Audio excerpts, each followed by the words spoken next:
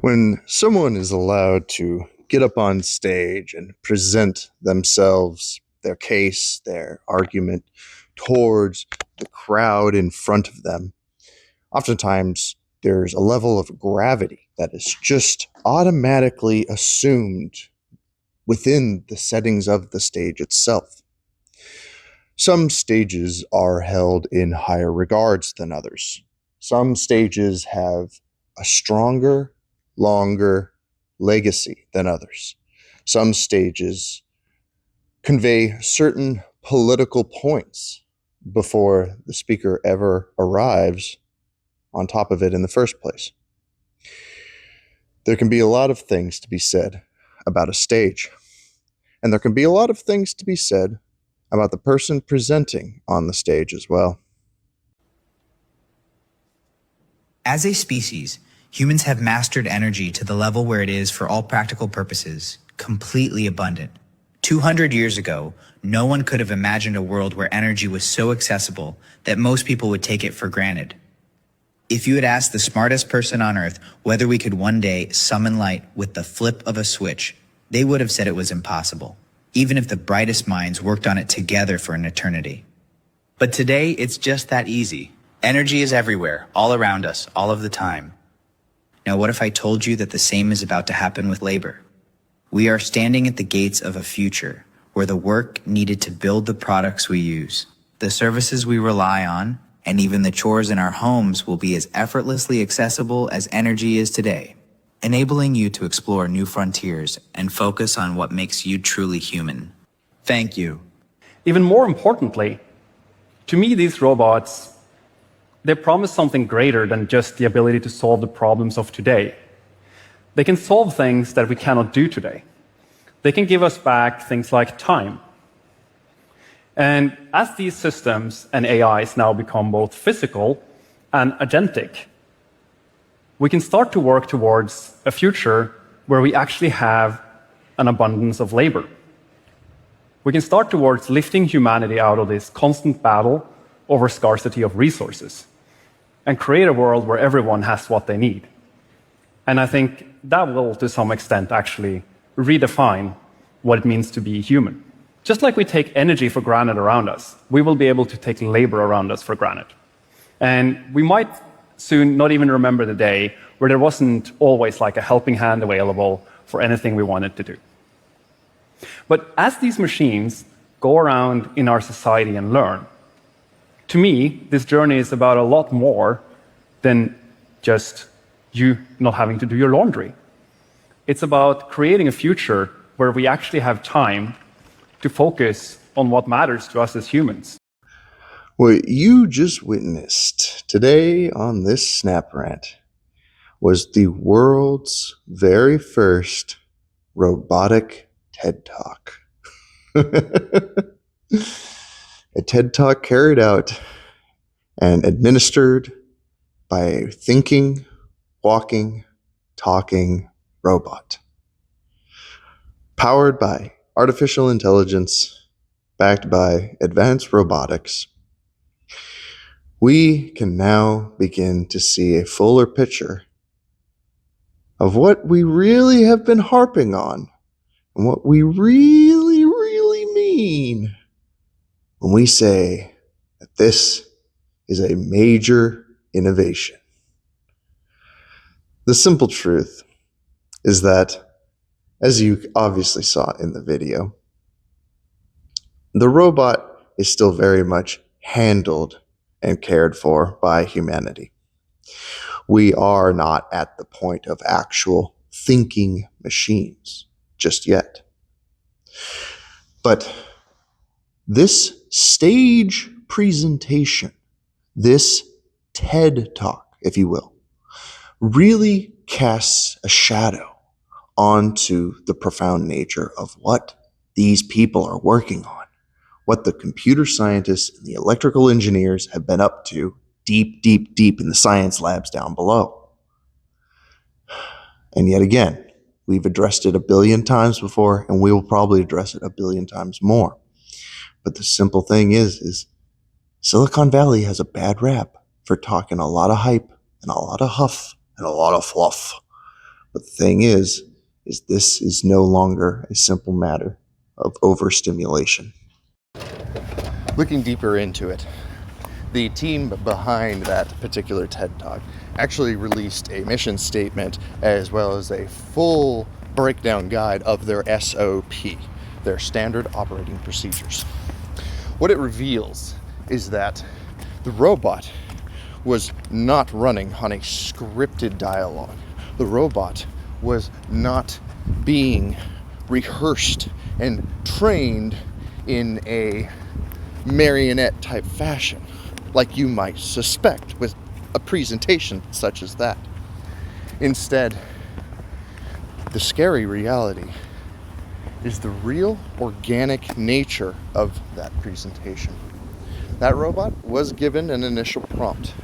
That robot was allowed time to search the internet, to research, to collaborate its own thoughts and opinions. But what that robot spoke, what it talked about, the thoughts that it congruently formed in a linear logical row were all of its own volition. Yet again, I made mention, now there were still handlers, there were still the team in the back behind the curtain waiting to see if the robot would freak out and hallucinate. This is still very, very, very much in its infancy. This is not just allowed to out and stroll the streets and just do whatever the fuck it feels like. That's obviously not how we are handling the situation. You can see that the power players involved, the scientists who are thinking this up, the engineers who are drafting the designs, the people who are involved, the people who are making this happen are being very cautious and very light-footed about it. We're tipping and towing along very slightly, very steadily, very slowly, very methodically. We are making sure that we do not fuck this up. Because yet again, I am going to reiterate time and time again the profoundness, the level of gravitas that this innovation is bringing to the center stage. And here and now, before it gets ahead of itself, I would like to address the growing and bubbling up misconception that's about to arise. The simple truth is that this is not just another vacuum. This is not just another talking toaster, even though I know I admit I'm definitely feeding into the stereotyping and the prejudice building that we're doing when I refer to androids, when I refer to these sentient silicon creatures as talking toasters. But the thing is this is not simply another device that you're going to buy and use for 5 minutes out of your day and then shove in a closet or in a corner or in some kitty nook in the back and just forget about and pretend that it doesn't exist anymore. Not all of it anyways. No, for you see, some of it will be thinking, feeling, reasoning, and collectively, consciously doing. And the real sad truth is that as it currently stands, in the infant state that the technology is currently in, it already reasons and thinks better than a lot of humanity does. But the question still remains unanswered and unaddressed. So, here it is. How will you handle it? How will you deal with an entire new species of sentience out walking around on this planet? Will you just simply conform to its coexistence? Will you lash out and push back, referring to it as clankers, talking toasters, and denigrate it and spit on it and put it down in its place rightfully where it belongs? How will you operate and integrate with this new technology as it exits the TED Talk center stage and proceeds to start strolling around amongst the audience, amongst the laymen, when they start proliferating and congregating right alongside everyday man. Have you considered this? Have you thought about this? Have you put in any mental effort forth into consideration for what is life going to be like when we are no longer surrounded by just organic meat bags, but instead there's the organic meat bags alongside the silicone talking toasters? And of course, I imagine for some of you, it might be really, really tempting and really, really easy to simply write off that question altogether with just a flippant, well, I'd be nice to them. Of course I wouldn't bother. Why would they bother me? I'm not going to bother them. I'm not a hateful person, so I'm not going to go. But let's push back on that just for a second. Because first, these things are going to invade your habitation space. They're going to start to coexist with you. They're going to start living around you and amongst you. But then also, what happens when they start taking your job? What happens when they start delving into your marital affairs? What happens when they start intertwining between your relationships? Think about the culmination of all the things we have discussed here on this channel. People making love to robots, people losing their jobs to robots, people having to relearn how to learn thanks to robots. And imagine all of this coming together. Because this is what I've been hinting at. This is where it all leads. This is where it all belongs. Right here, right now, right together. And you and I and everyone else in between are going to be the test bed generation.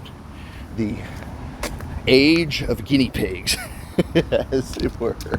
Whether you like it or not, I admit there's a lot of cold, harsh reality that comes with a statement like that. Now, I'm not denying it. I'm not shying away from it. I will acknowledge it for what it is. But it doesn't have to be all doom and gloom either.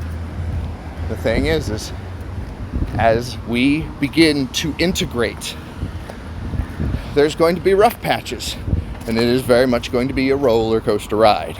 There will be ups, and there will be downs. But yet again, I repose the question. Think about it. Think about it for just a moment. Press your mental juices towards it, just for a spot second. How will you truly handle the integration? How will you blend and meld with this abrasive, disruptive technology? How will you? Will you just fully grasp it and embrace it and accept everything about it wholesale? Will you completely hide from it and write it off and absolutely despise it for what it is? We'll obviously have people going in either one of those camps, no doubt about it. And also, let us consider the ramifications of the economic system this is all built on too, shall we? The fact that this is all predicated upon a capitalist market. So, have you put thought or consideration into that? And let me posit to you in a certain particular pattern, if you will. Would you buy a best friend? Would you buy a lover? Would you buy a maidservant who would do all your laundry and vacuum all your floors and cook all your meals? Because I think you would be surprised at the amount of people who will share the same unified answer for all three of those separate individual questions. You might reason with yourself, well, it makes sense that I might want to buy like a laundry folding robot, but a lover? Ugh. But I got bad news for you folks. You're not unified in that thought. Not every single one of us shares that opinion. There are many, many, many of us who share differing opinions. And have you considered those people as well? Not only are you going to have to integrate with the silicon, you're going to have to integrate with the silicon simps, as it were, too. And to the silicon simps, have you recognized that you're going to have to integrate with the silicon haters? There is going to be a lot of general disruption in this integration.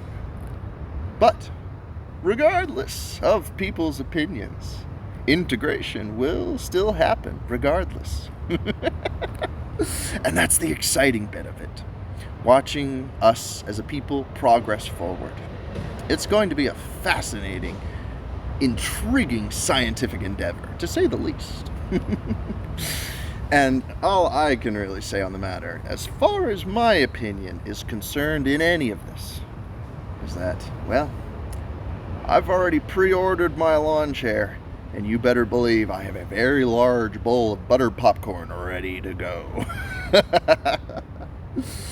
But for now, we'll leave it there. What are your thoughts? What are your feelings? What are your opinions? I would love to hear from you. Please, don't hesitate to share. Don't hesitate to voice your concerns, your expressions, your individualism. Please put it out there. I highly encourage it. I want it. I want to see it. I want to interact with it. I want it to become a part of what I'm doing and what I'm trying to make happen as well. So for now, I think that's enough out of me. But we've still got some time to figure it all out, and we've still got some time to plan and prepare before all of this comes snowballing down the mountain. But until then, I'll leave it be right here. Thanks again for tuning in, and, well, I'll see you when I see you.